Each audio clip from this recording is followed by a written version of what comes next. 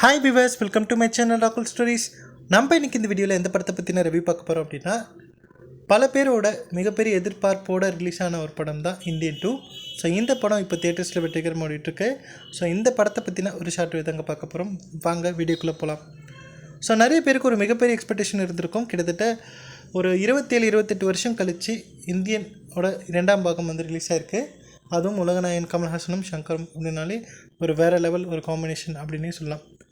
So இந்த 2ஆம் பாகத்தில் என்ன கதையாக இருக்குமோ அப்படின்னு சொல்லி பார்த்தீங்க அப்படின்னா, இந்த படத்தோட ஒன்லைன் ஸ்டோரி என்ன அப்படின்னு பார்த்தீங்க அப்படின்னா, சித்தார்த் வந்து பார்க்கிங் டாக்ஸ் அப்படின்னு சொல்லப்படக்கூடிய ஒரு யூடியூப் சேனல் வச்சுட்ருக்காரு.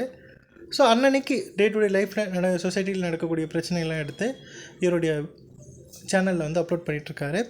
ஸோ அப்படி பண்ணிகிட்டு இருக்கும்போது பார்த்திங்க அப்படின்னா, ஒரு மிகப்பெரிய ஒரு சம்பவத்தை வந்து தேவையில்லாமல் வந்து அதில் வந்து இன்வால்வ் ஆகி அது வந்து இவருக்கு பேக் ஃபயர் ஆகுது.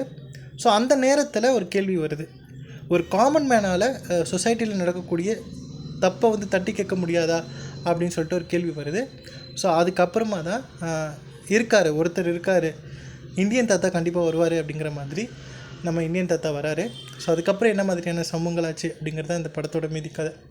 அதாவது என்னை பொறுத்த வரைக்கும் பார்த்திங்க அப்படின்னா, இந்த படத்தோட ஃபர்ஸ்ட் பார்ட் வந்து 96 வந்தது. அந்த படத்தோட ஒன்லைன் ஸ்டோரியும் பார்த்திங்க அப்படின்னா சூப்பராகவே இருக்கும். ஸோ அப்பா பையன் ரெண்டுமே நம்ம உலகநாயகன் கமல்ஹாசன் தான் பண்ணியிருப்பார்.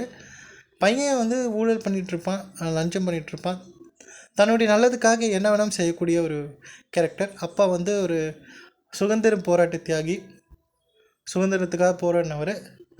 அவருக்கு வந்து எப்போவுமே நேர்மையாக இருக்கணும், எல்லாமே இருக்கணும். ஒரு கட்டத்தில் தன்னுடைய சொந்த பையனே வந்து ஒரு மிகப்பெரிய ஒரு தப்பை பண்ணிட்டான் அப்படிங்கிறதுக்காக அவரே வந்து கொலை பண்ணணும் அப்படின்னு சொல்லி முயற்சி பண்ணுவார் சேனாபதி. ஸோ இந்த படத்தில் சேனாபதி என்ன பண்ணுறாரு அப்படிங்கிறது தான் இந்த படத்தோட மீதி கதை.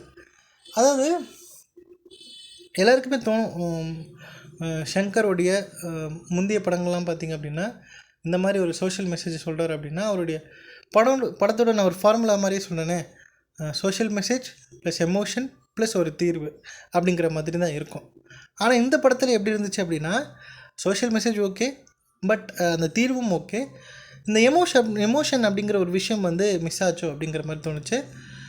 பொதுவாக ஒரு ஷங்கர் அவருடைய படங்களில் என்ன பண்ணுவார் அப்படின்னா, இந்த மாதிரி சோஷியல் மெசேஜ் சொல்கிறார் அப்படின்னா நல்ல ஒரு கண்டென்ட் எடுத்திருப்பார், ஒரு நல்ல ஒரு சமூகத்தில் நடக்கக்கூடிய ஒரு மிகப்பெரிய பிரச்சனை எடுப்பார்.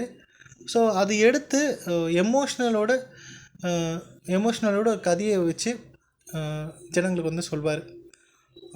இதுக்கு முன்னாடி நம்ம அவருடைய ஃபர்ஸ்ட் படத்துலேயே பார்த்துருந்திங்கன்னா, ஜென்டில்மேன்லேயே பார்த்திங்க அப்படின்னா, எஜுகேஷன் சம்மந்தப்பட்ட ஒரு மிகப்பெரிய ஸ்கேம் நடக்குது, எஜுகேஷன் வந்து பிஸ்னஸ் ஆக்கிட்டாங்க அப்படிங்கிறது வந்து சொசைட்டியில் ஒரு சாமானியமான ஒரு ஆள், ஒரு நல்லா படிக்கக்கூடிய ஒரு மாணவன் வந்து வசதி பணம் இல்லாதனால எந்த மாதிரியான ஒரு நிலைமைக்கு தள்ளப்படுறான் அப்படிங்கிறத பற்றி ரொம்ப அழகாக ஒரு எமோஷ்னல் கதையோடு வந்து நமக்கு சொல்லியிருப்பார்.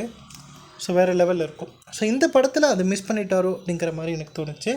மற்றபடி இந்த படம் சூப்பரான ஒரு படம் தான், ஒரு பிரம்மாண்டமான ஒரு படம் தான் என்னை பொறுத்த வரைக்கும்.